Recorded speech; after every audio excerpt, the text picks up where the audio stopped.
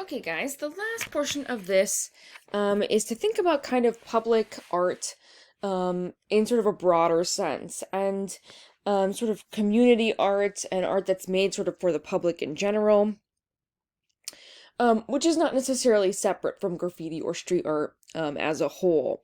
But I just want to think about it in terms of sort of sculpture as well as subvertising, which we'll talk about in a bit here. But what is the purpose of public art? I think this is interesting and complex, and I'm going to talk about it within a case study of talking about Richard Serra's work here in a second. But is public art made for the people of the city? Is it made for the government, for tourists? Who is public art for? And I think this kind of becomes complicated when maybe the people of a city don't like a work, which I'll talk about with Richard Serra's work. So we really saw the rise of some public and general sculptures in public because in the 1960s there was a critique of modern sculptures and art. Modern art objects were transportable and could exist in the museum space, thus making them objects of commodification. Address critically content and context of site. Artists made a work of art for a specific space. If removed from a space, that work was destroyed. So artists were trying to engage with different conversations about location. This is also a time when land art and earthworks is coming up as well. So we have the production of spiral jetty and other earthworks. So we have the creation of Richard Serra's Tilted Arc from 1981. He was commissioned to create this work by the city of New York City and the U.S. General Services Administration. He really wanted to interrupt people and their movement through this particular plaza. And so he made this curved wall of steel that was 120 feet long, and 112 feet high, and really kind of cut the space of the Federal Plaza in half, making people kind of interact with themselves or each other in different ways than they had previously. So often you had to walk around it, or things were obscured from view. So it was very different from other work that we sort of traditionally see with plazas and that are commissioned. This is really around the time, I have a quote here by, that New York's places are very different from today. These are not sort of these cozy park landscapes. A lot of these like little plazas were just for people to be able to move between the spaces. And so they are different in the sense that like they're not sort of decorative or park-like spaces like we typically see. And so when Richard Serra puts this big piece of steel in the middle of the square, it's not like he was supposed to be commissioned to do something sort of beautiful to improve the space for people. It was really just about sort of engaging with the public and making them engage with their space differently. And so Richard Serra really created this work to do that, to sort of engage the viewer in becoming overly aware of themselves. So you can see kind of sparse this plaza is at large, and kind of hideous.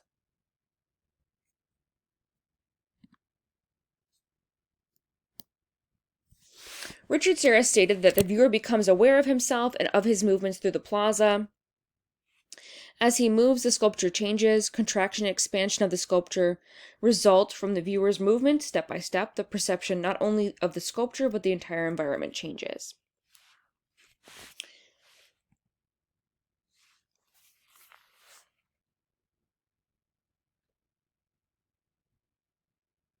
He also stated that I don't think it is the function of art to be pleasing.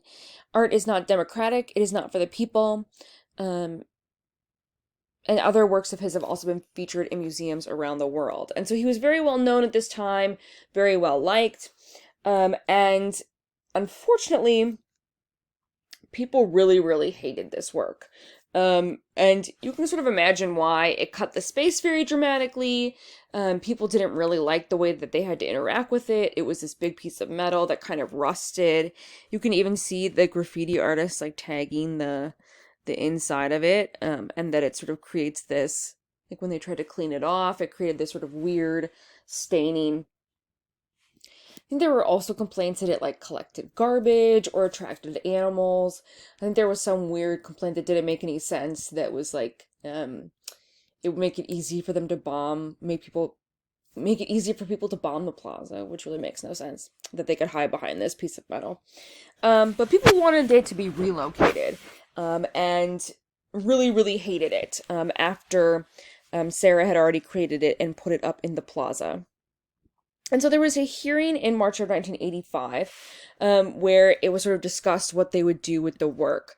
They talked about moving it to an alternative location, and Sarah stated that you couldn't move it because it was made site specifically for this space, and if you moved it, you would ruin it. And so after a lot of thought and after this sort of lawsuit and sort of judgment, 122 voted to have it removed, with 58 against having it removed. And so in 1989, it was moved and put into storage. Became this big conversation about sort of art's purpose in public spaces. Is it for the people? Are people allowed to sort of complain and ask for a city to remove things if it makes them uncomfortable, or is that the point? It's kind of complicated, and obviously everyone sort of has their own personal opinions depending on whether or not you like Richard Serra. I think his work is terrible, and although this is sort of the 1970s, I guess I don't really get the use of public art in this way that sort of makes the space almost like less useful and attractive and interesting. But I don't know. I don't really like Richard Serra at all. So it kind of depends on your own opinion of it. And it is quite sad that sort of this whole event happened. Why commission him to do this work? This is not crazy different from the other work that Richard Serra has created. It left this like scar in the ground, and people would talk about the kind of scarring of the missing arc. And there's even been like a performance of a recreation of this work in 2014. But it's a really good and interesting example of how public art is sort of this democratic process of people kind of communicating with the city and engaging in this conversation and making us ask these questions about what the purpose of sculpture in public spaces is.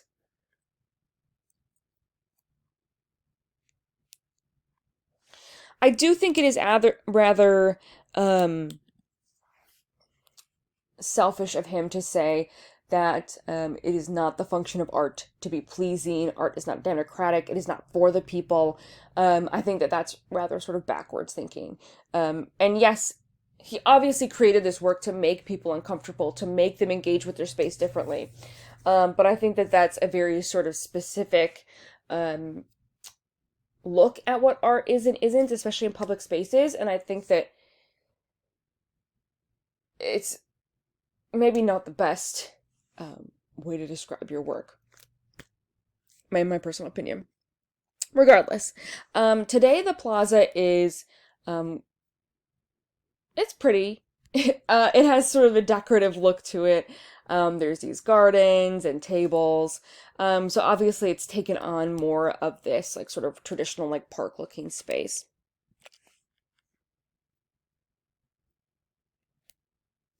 And I even think like even this with like a Richard Serra work in it would make more sense. Sort of this is a space that's more usable, that makes more sense. But people obviously sort of hated it in a lot of different ways because of sort of the materials and the way that it functioned.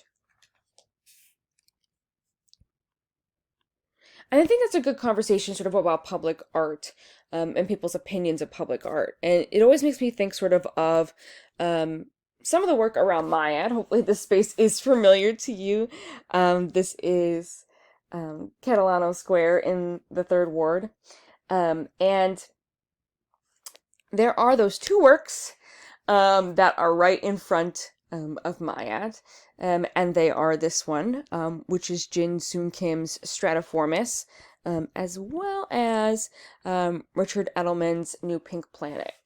I'm going to start with this first one here, because I think that there are a lot of sort of negative reactions to this work, mostly because it is pieces of metal, they're rusted, it kind of has this sort of very like unkempt look to it.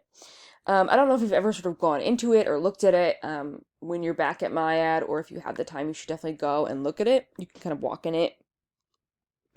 And this work is very specific to Milwaukee. It is a disassembled knitting machines from local apparel manufacturer in a grid of rusted rebar, all hand wrapped with galvanized copper wire. It's responding to local labor history in the historic Third Ward, like the Reliable Knitting Works, which was a knitting company that created wool hats, gloves, and hockey stockings. And so Jin Soon Kim was creating this work as sort of a commemoration to this type of labor in the Third Ward. It was the last company to create these goods in the US, and companies like this and its president, Isabel Prolichek, were instrumental in creating the characteristics of the historic Third Ward. And so Prolichek donated a lot of these old knitting machines for this work. And so a lot of it is about sort of referencing memory, cultural identity, and healing. And it was commissioned as part of the Open Art Project in 2004 and led by Mayad.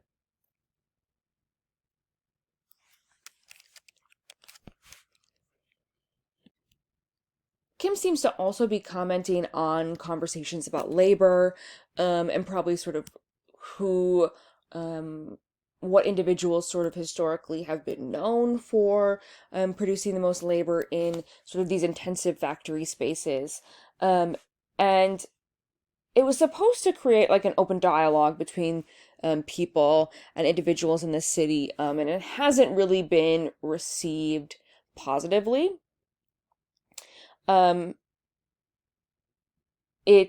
People have called it a jerry-rigged contraption, a brown smudge, stratiformless, which is a funny play on words. And I've had mixed feelings about it as well. I think it's sort of interesting and has sort of a historic connection to Milwaukee at large and sort of the Milwaukee industry at large. But it doesn't really stand out necessarily as this like very powerful piece. I don't know, maybe it is. I have a lot of mixed feelings about it. I'll have to ask you guys on Thursday how you feel about it. But it really has this sort of historic feel about sort of like old American industry.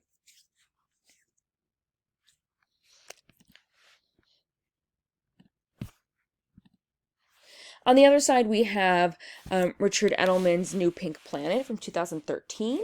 This was created by Richard Edelman after NASA discovered a new pink planet that was 4 times the size of Jupiter and 57 light years away. And he created this 10-foot sculpture, which was about 2,000 pounds or so. And he created it as kind of this memorial to this newfound planet. Excuse me. And you can sort of engage with it. You'll see people take pictures. You can look through the sort of central space into the city of Milwaukee here, into the Third Ward. It's also very much kind of based on this narrative of Atlas holding up the earth, so very much referencing Greek mythology, and has these sort of arms that come up and hold the planet. So it has this sort of characteristics of referencing the past, but it's very sort of modernist. I don't think that you would ever sort of get that from the sculpture itself necessarily. And here's an image of the pink planet as well, from 2013.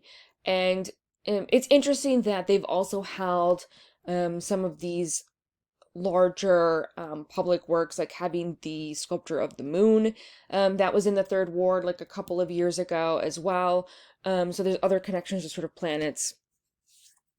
But these are two sort of interesting works, but I would say sort of not well received works that are in sort of the plaza and square of Maya. So I'm excited to hear what you guys have to think about them, have to say about them, and your sort of personal opinions. So there's this really interesting article that you don't have to read for class, but I'll put it in the shared Google folder anyway. But it's Bradford D. Martin's introductory chapter to the book, The Theater of the Street, Politics and the Performance in 60s America. If you didn't get the reference, that is where I got the title from. But in this book, he talks about kind of how people engaged with conversations about politics and performance and critiquing society through the utilization of public spaces. And whether that be sort of performance or traditional sculpture, kind of depended. We're going to talk about both sort of sides. But what we have happening in the 60s is that activists and artists transformed notions of how public spaces might be used, expanding the range of cultural and political expressions beyond the substantial restrictions they had faced in early post-war era. The desire for art, theater, and politics to be permanent in everyday life. He even starts out with this quote from Klaus Oldenburg, who we're going to talk about in a bit, who says, I am for an art that is political, erotic, mystical, that does something other than sit on its ass in a museum. I am for an art that embroils itself with the everyday crap and comes out on top. I am for an art that tells you the time of day or where such and such street is.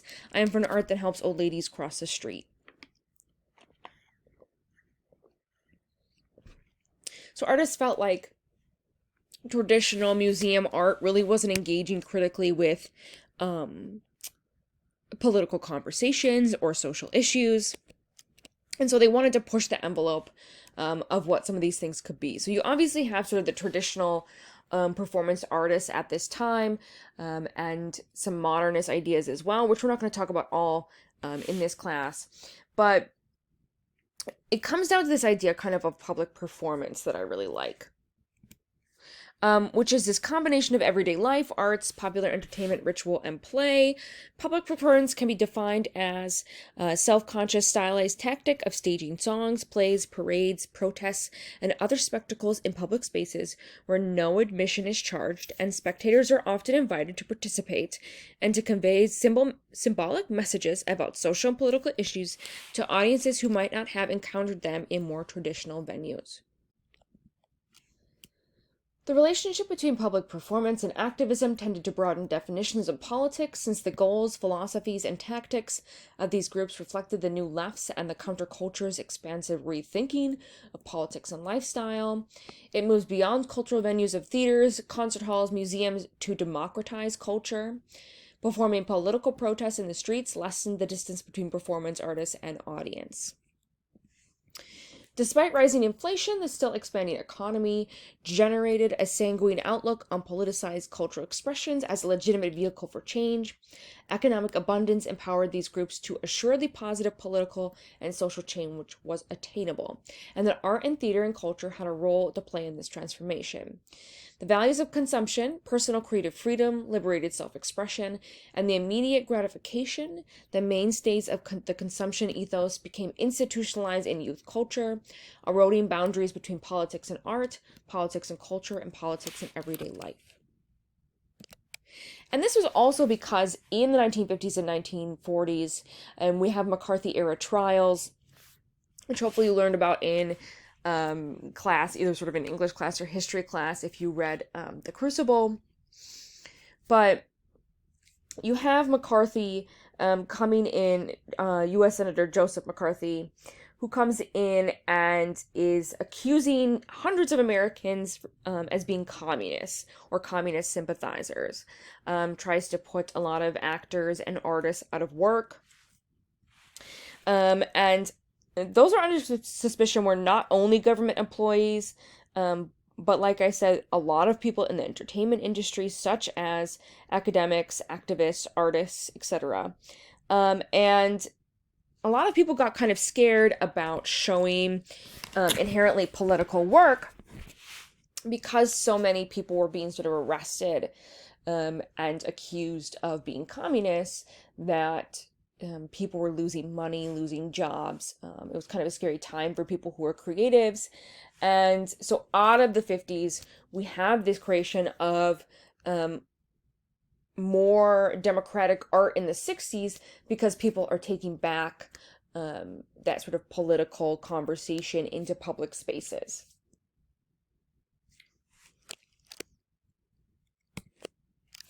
So you have artists that are doing this consistently and sort of suffer at the hands of that. Ironically enough, Diego Rivera is one of those, even though he is a staunch communist. But he's a really great artist because he brings a sort of really massive power to the sort of mural culture and the creation of sort of Mexican history at large, and becomes this really big figure in Mexico for the production of these sort of historical paintings of Mexican history, even though he's a terrible person, which we're not going to get into, but him and Frida Kahlo's relationship being horrific, and sort of the abuse from him and cheating, etc. But his work, on the other hand, is very powerful in the sort of creation of murals and even sort of American art as well, and sort of pushing forward these ideas about public art and mural making.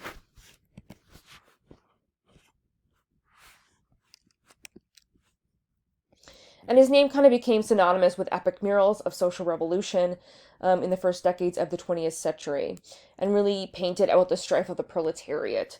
So you'll see a lot of conversations about sort of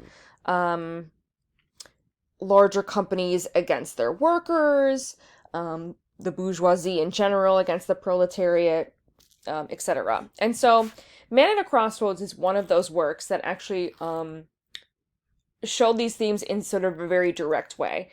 He was commissioned to create this fresco mural. So he painted in fresco, typically a fresco, meaning wet plaster, to get the mural to become part of the wall itself.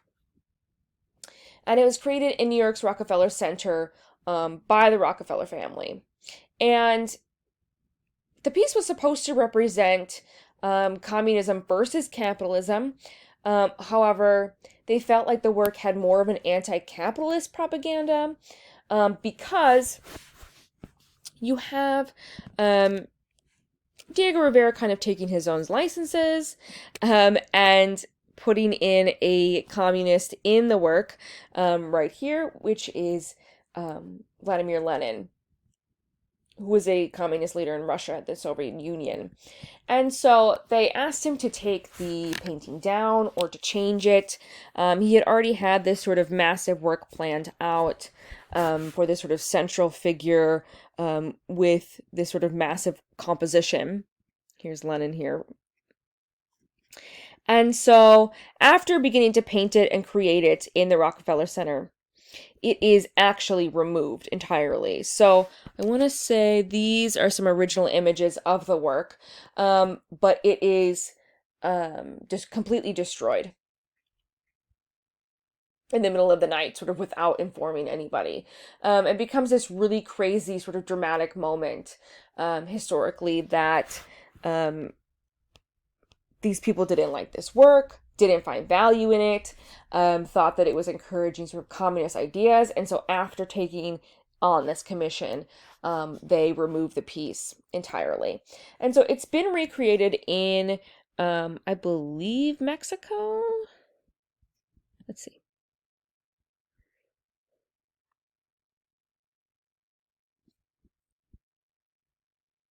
I'll have to double check. But it has been recreated in an alternative space after it was destroyed completely, and of course kept all of these sort of elements in the work.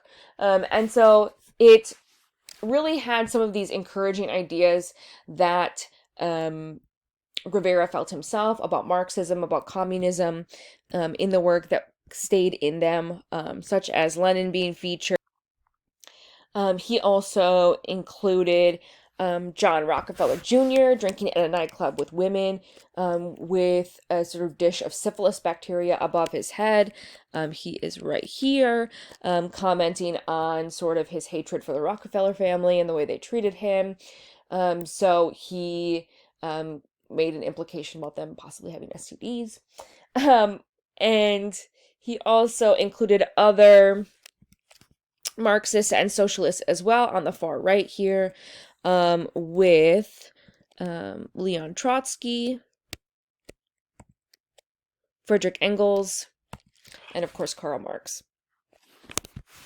And so he continued to talk about these ideas in a lot of his work, and his communist values really push for things that a lot of people want today, I think, like realistically, in not sort of having communist country, but sort of the rights for workers, for the proletariat, that the bourgeoisie are too much empowered, that they sort of control the sort of lower class, or sort of revolving around class conflict in general, and sort of this big separation between the two types of people.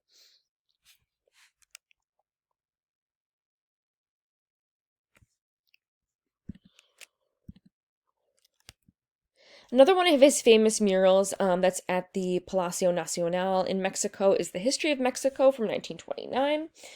This is a series of murals spanning 3 walls with a grand stairwell of the National Palace. He stated that it represents the entire history of Mexico from the conquest through the Mexican Revolution, down to the quote-unquote ugly present. It's a very crowded scene, and Rivera is really well known for making these crowded compositions that don't sort of have any hierarchical figures, meaning that nobody kind of stands out as an important figure. They all kind of blend together, making it kind of a more democratic mural. In this work, he included images of the Spanish conquest, the fight for independence from the Spanish, the Mexican-American War, the Mexican Revolution, and the imagined future Mexico in which workers' revolution has triumphed. And again, commenting on Marxist interpretation of history driven by class conflict.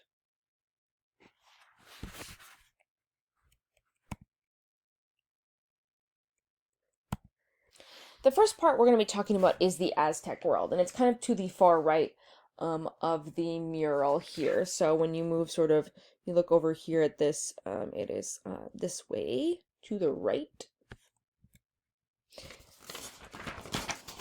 And this mural features a large-scale rendering of Mesoamerica before the Spanish invasion that's focused on the Aztecs.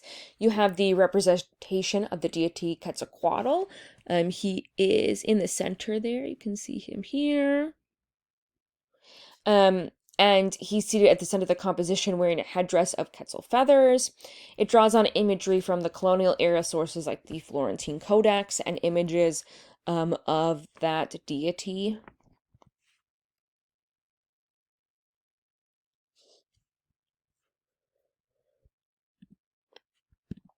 I think I'll keep this version up here. Despite, it represents the background of Mesoamerican pyramid and Aztec life. Despite Rivera's great admiration for pre-conquest civilizations, he did not uncritically portray the Aztec world as utopians.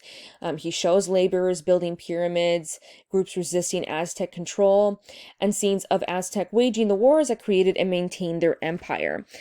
So he has that sort of created in this sort of storyline and beginning to talk about this class conflict early on. He's also representing kind of the indigenous history of Mexico, which is not being sort of often represented in grand murals like this as well.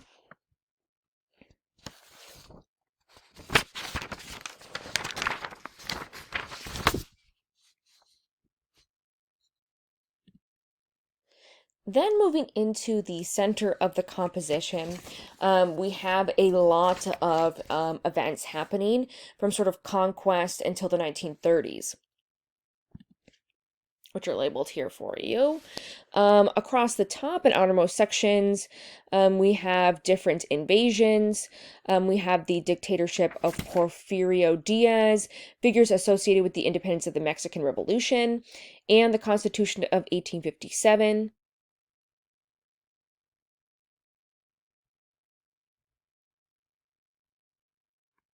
We have in the lower section a distinction between the Spanish conquest of the Aztecs. So after we move out of the Aztec Empire, we're moving into the Spanish conquest here, as well as sort of all these events, like I just stated. And you have the destruction of Mesoamerican painted books, arrival of Christian missionaries, destruction of pre-Columbian temples, and the construction of new colonial structures. I think I have a close-up. Maybe not. Right here is what I'm talking about.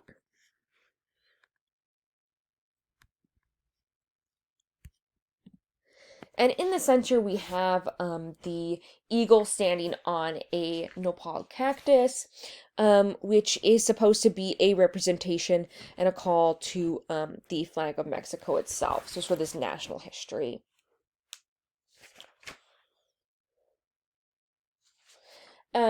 In this space as well, with these other sort of powerful events, like the ones I discussed, you have that all of them that are being represented are either sort of these grand historical people, but he is also representing non-recognizable figures and anonymous laborers, workers, and soldiers. So really allowing sort of this larger conversation about sort of the voiceless proletariat that kind of fits in with his Marxist perspective. Each personage in the mural was dialectically connected with his neighbors in accordance with his role in history. Nothing was solitary, nothing was irrelevant. So you want to kind of create this scene that not only had powerful figures, but sort of everyday figures that participated in the creation of the Mexican state.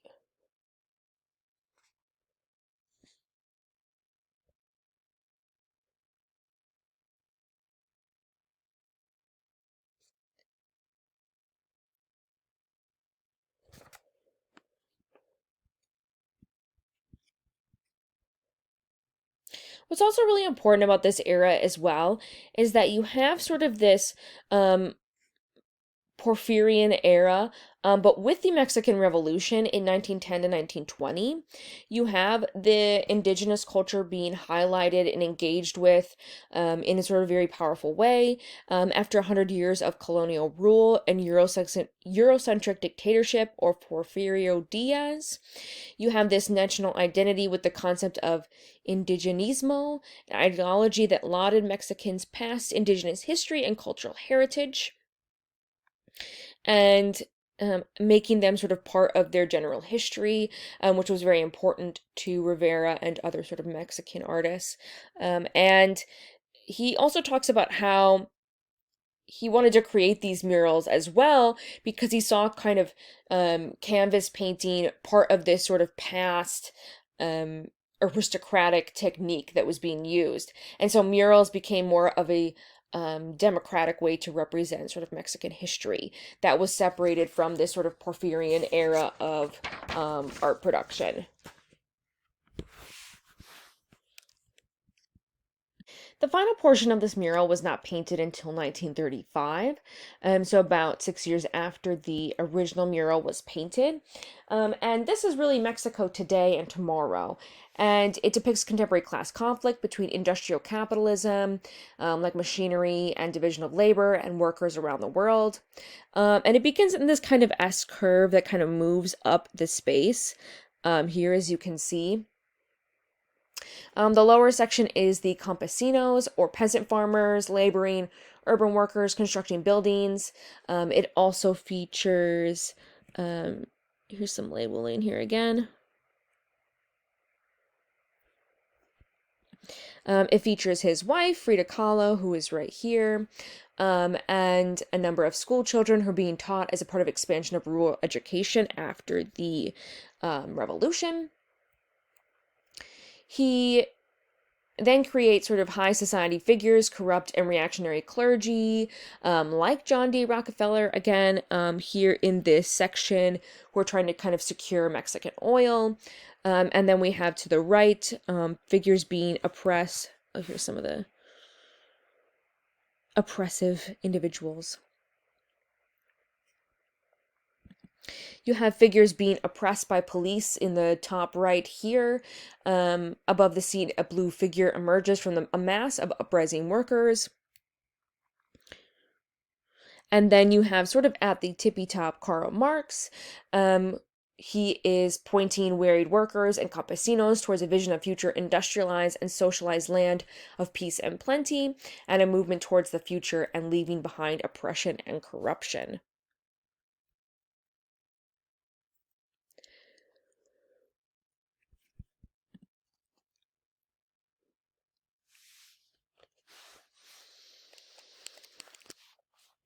So even though Rivera was asked to paint this representation of Mexican sort of national identity and history, he didn't necessarily make this kind of direct representation of the history of Mexico at large, but instead kind of made this more interpretive idea, and really kind of tried to influence these ideas with his sort of communist values and ideas, and even sort of giving workers full rights as well.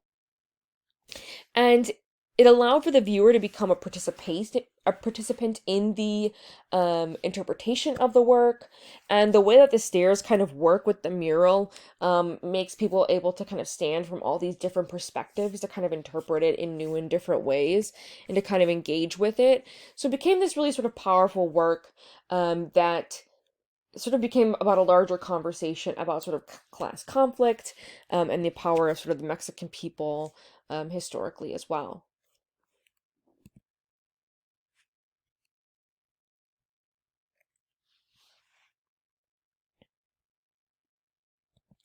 There are other works that he did like this as well. A lot of them feed into some of the very similar ideas. This one is The Dream of Sunday Afternoon in Alameda Central Park from 1947, in which you have hundreds of characters from 400 years of Mexican history gathered together to stroll through Mexico City's largest park. You have colorful balloons, well-dressed visitors, vendors, and it has this kind of surrealist effect, different sort of disparate historical personages, mixed with sort of nightmarish elements, balloons. It kind of has this positive and negative feel at the same time, kind of like a surrealist dream. You have figures even like Cortez, all the way at the right, Benito Juarez, who worked to get sort of a democratic society for Mexico after Porfirio, and sort of all these people brought together in one image. The central quartet is Rivera and Frida Kahlo here on the right, or the left, I'm sorry, and Jose Guadalupe Posada on the right. And this is because he is the creator of the central figure here, which is La Catrina. And it was a nickname for the early 20th century for elegant upper class women who dressed in European clothing. And Posada kind of reinvented her to critique kind of Mexican elite, and recreates this image with a boa, which is very kind of reminiscent of Quetzalcoatl, like we saw in Man at a Crossroads. Oh no, sorry, the previous work, The History of Mexico. But he creates this image of La Catrina, and it really became this sort of powerful image in Mexico. And here in the center, she holds the hand of sort of a child like Diego Rivera. He's kind of a kid here. And then of Posada as well. Kahlo stands behind the child version of her husband with her hand on his shoulder and the other hand holding yin and yang, which is about sort of the duality of man and woman. And so the whole mural generally can be read as kind of this left to right conversation again. So the far left being sort of the colonization, we saw Cortez on that side, and the fight for independence. And the center being sort of more bourgeoisie people celebrating in their Sunday best, and then kind of moving into the right, which is the battle for revolution that gives way to society where land and liberty are championed by the workers' flag. So again, sort of a sorry, that's not what I want. Again, another sort of metaphorical society that Diego Rivera would have wanted.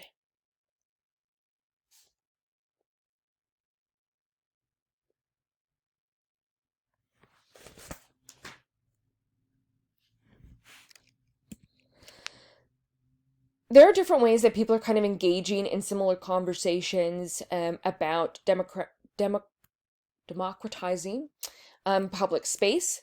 And Rivera is a champion of that. And I also really like the way that sort of contemporaneously Glenn Contave is talking about those things as well, with his group Mover and Shakers, and their creation of the app Kinfolk, and using AR as well.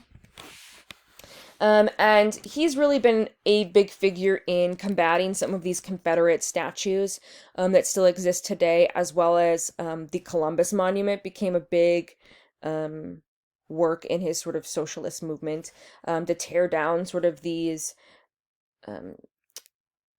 sculptures that encourage this sort of colonialist slave history. And this was this big statue in the center of sort of New York City. And he wanted to have it torn down, but eventually New York City decided not to do that.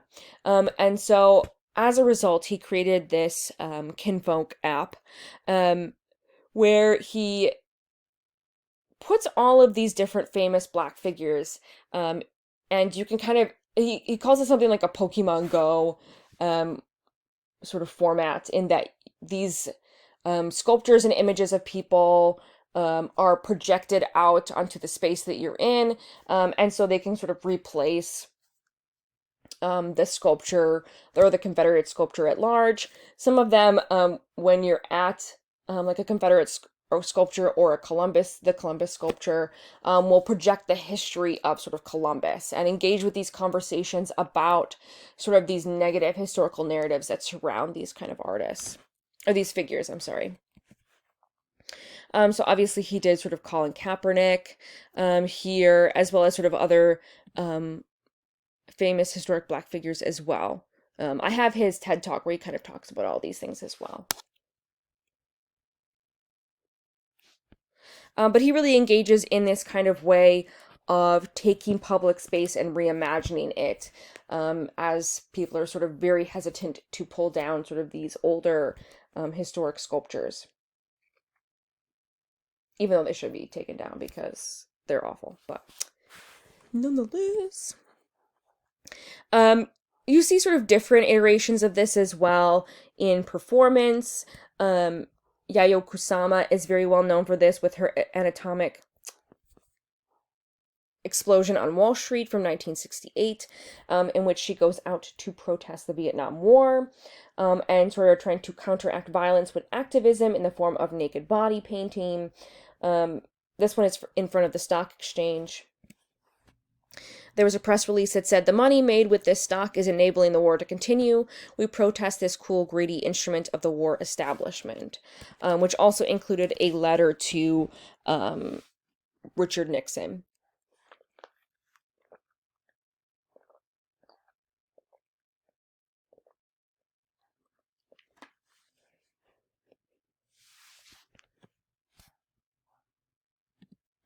Kusama did a lot of sort of public performances early on in her work that were very different from kind of her infinity rooms and such that she does today. Narcissus Garden is another one of them, that again is trying to subvert some of the constructs of capitalism and money, kind of like Rivera, where she takes this project and she is selling these sort of garden balls, right? That you see in people's gardens. She mass produced them, and created this kind of interesting space where she was selling her sort of wares, right? And she was acting like a street peddler, selling them for $2 a piece. She wanted to draw attention to otherness of her exotic heritage by wearing a gold kimono with a silver stash. The monetary exchange between Kusama and her customers underscored the economic system embedded in art production, exhibition, and circulation. And eventually, the Biennale, where she originally showed the work, stopped her from peddling her wares. But it was a protest of this kind of commercialization of art. And it has actually been ironically commissioned and reinstalled in other places. And now these works cost a bunch of money, which is maybe a larger critique. But she's really commenting on this kind of mass production and otherness with these works. Klaus Oldenburg does this as well. He's very different in that he's kind of engaging with these interesting narratives about everydayness, and he does this with sculpture as well as sort of installation. So this is the store. You've probably seen this work before because he's kind of this famous pop artist at the time, and he became interested in advertisement, trash, graffiti, store windows. So he creates this as kind of a celebratory image of the consumption of America, and so had these like store windows with fake food.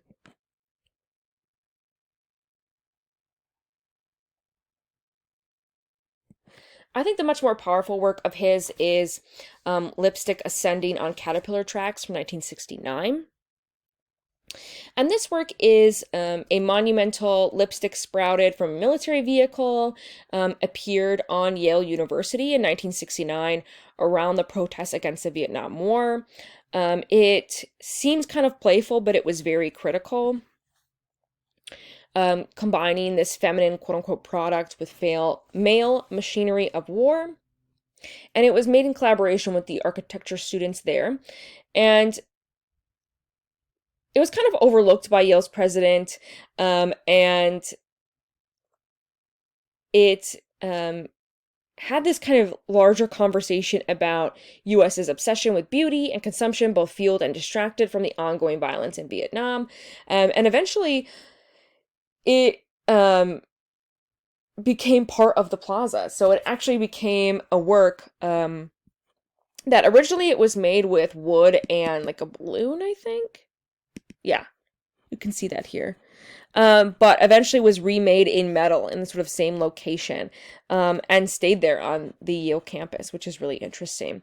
But became this kind of monument for this protest against the Vietnam War and protesting this sort of the capitalist gains that were invested in sort of promoting the Vietnam War as well. And so he's sort of making more works in sort of unconventional objects and sort of making them larger than life, like this clothespin, working with his wife and partner as well, Kustji van Bruggen, in making these works of sort of large works that kind of conquer democratic spaces. But I find these works a lot more playful than some of his early work.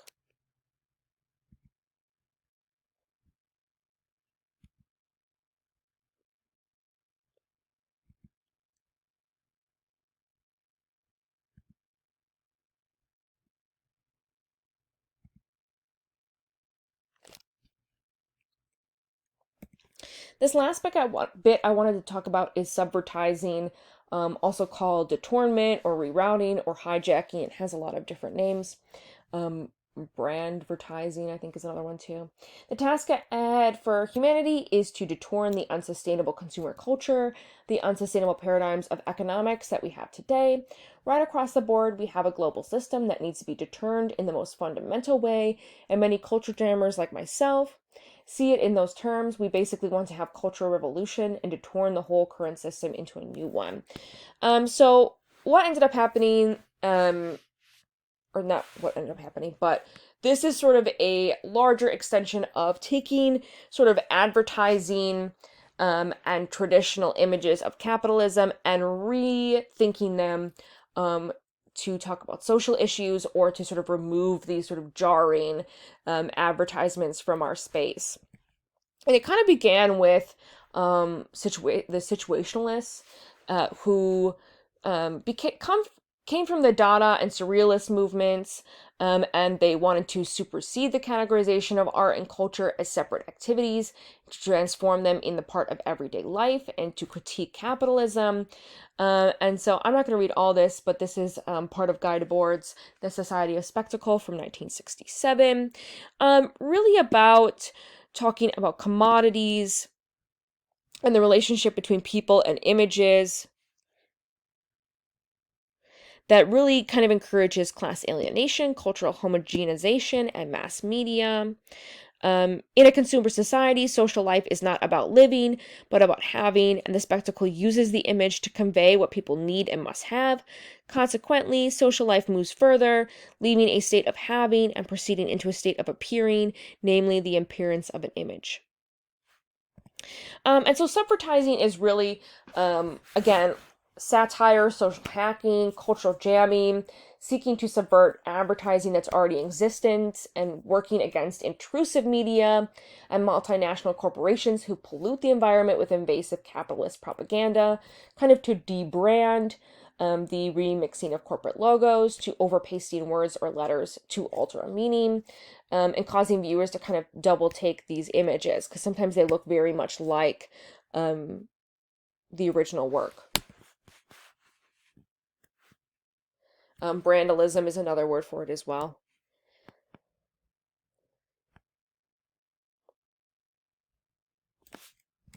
Some of the artists that we looked at this semester have talked about this. So this is Banksy. He tagged an advertisement for the Light Groups nightclub, making a commentary on sort of this over-sexualization of individuals, and here having sort of Mickey Mouse and Minnie Mouse engaging in erotic activity.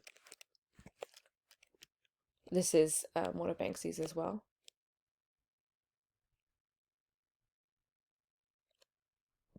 And there were a lot of interesting sort of anti-Trump billboards that came up as sort of subvertising very close to the election last year. We had this one by Karen Fiorito, who put this up in Phoenix, Arizona. It got a lot of backlash as well. This is another one from Banksy, where you have a commentary on the Israeli-Palestine conflict with this wall, and talking about sort of that Christ would have not made it into Bethlehem because Virgin Mary and Joseph would not have been able to get in. To sort of these other works that we've looked at, like this one, or him engaging with conversations about Steve Jobs, Coca-Cola. The Guerrilla Girls have done this as well. Here are some of their billboards. This one, first they wanted to take away women's right to choose. Now they're censoring art. They do a lot of works where they sort of make some of their posters into billboards to display their work as well.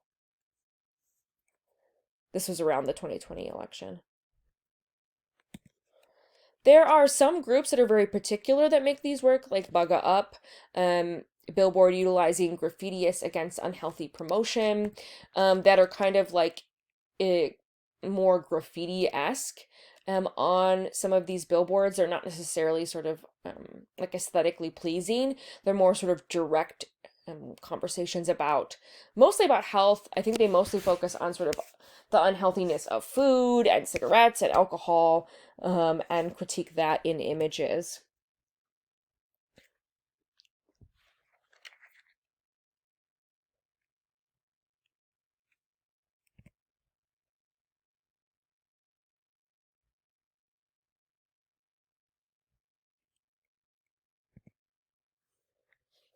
There are some that I don't have the names of, but sort of general looks at subvertising just because I think they're interesting. Because you'll see a lot of these things that are very much made to look like traditional images of advertising, but are actually sort of commenting on sort of larger social issues. and also about sort of how much images are kind of thrown in our face. We're oversaturated with images constantly. And so this kind of creates a space where you do not have to sort of directly engage with this sort of someone trying to sell you something.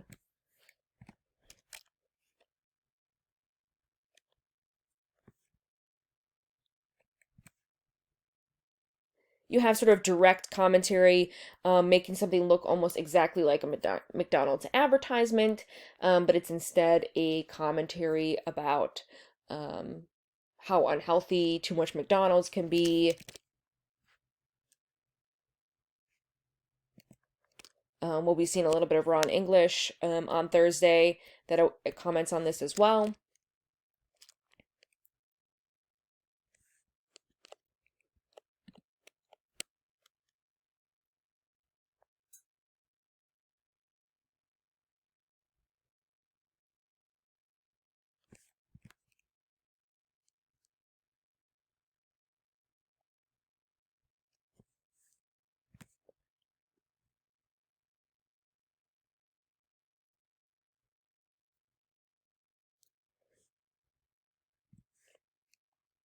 You have some figures that are known by name. Holger is one of those. I believe he's in the UK, if I'm not mistaken. That utilizes very specific sort of branding to make commentary on some of these sort of corporations, as well as climate change, specifically for this one.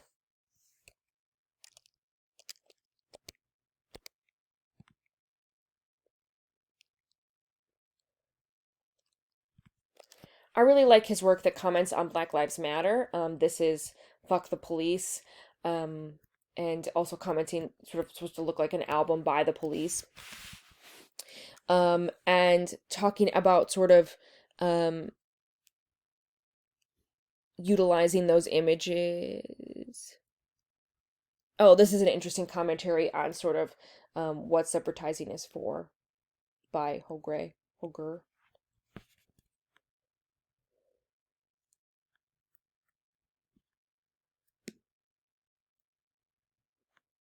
But he's also part of the special patrol group, which has commented on Black Lives Matter as well, but has had to kind of encourage people to subvertise in their own spaces. So, for example, they did this sort of series of posters that recreated images of famous TV shows or movies with sort of black actors instead of white actors.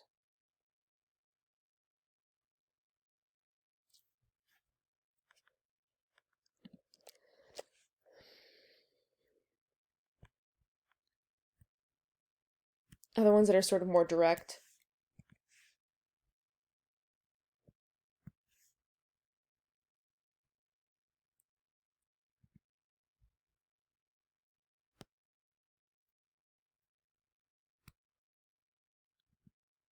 I like this one that uses sort of the Airbnb logo.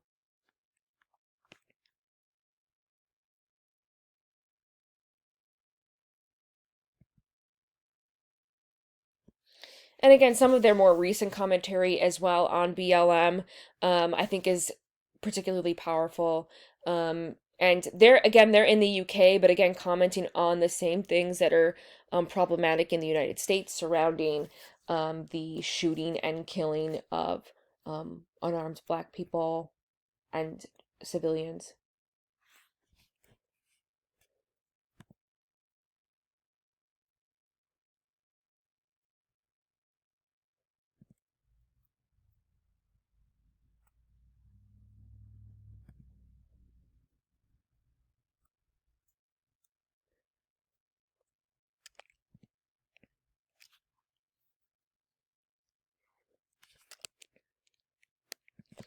There are also works that directly comment on consumerism that are particularly powerful.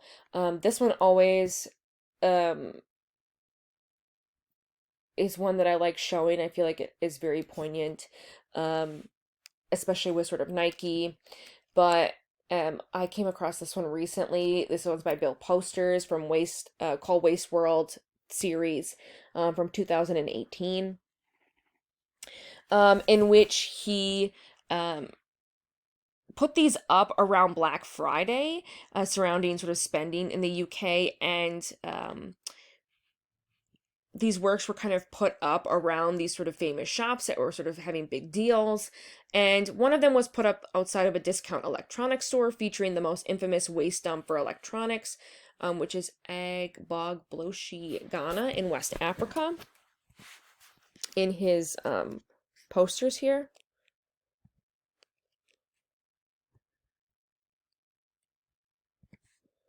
So that's this one that I was talking about outside of the electronics store. And he's commenting on this massive sort of slum in Ghana, where all of sort of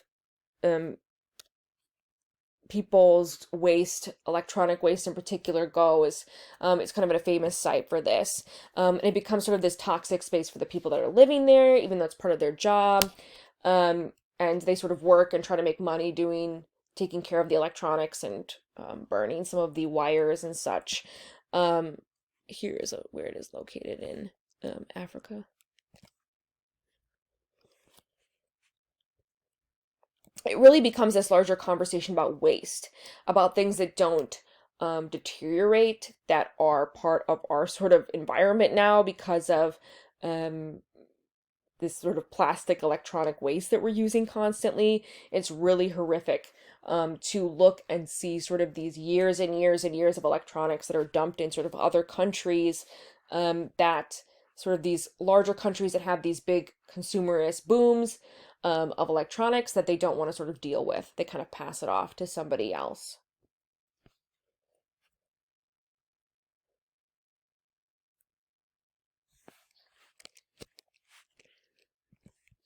There are other commentaries, like Felix Gonzalez Torres, who did Untitled from 1991, in which he comments on the death of his lover during the AIDS crisis, if you're not familiar with him. Excuse me.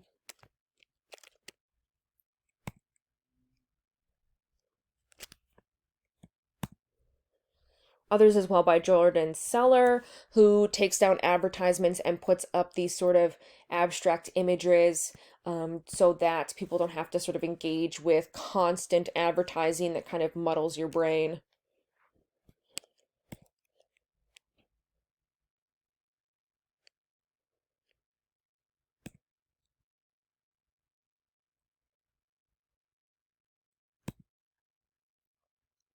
As well as Poster Boy or Razor Boy. I'll have a video on the Moodle that you can watch of him working, in which he takes multiple, posters and cuts out pieces of them to sort of show the posters behind other posters to make these sort of stories. So I'll put up the video of his work as well.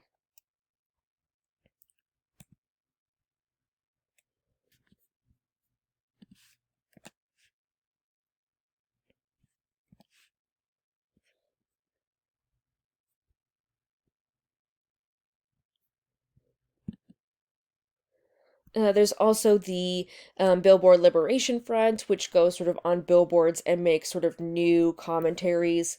Um, excuse me again. By adding or subtracting words, such as the treatments of animals at SeaWorld.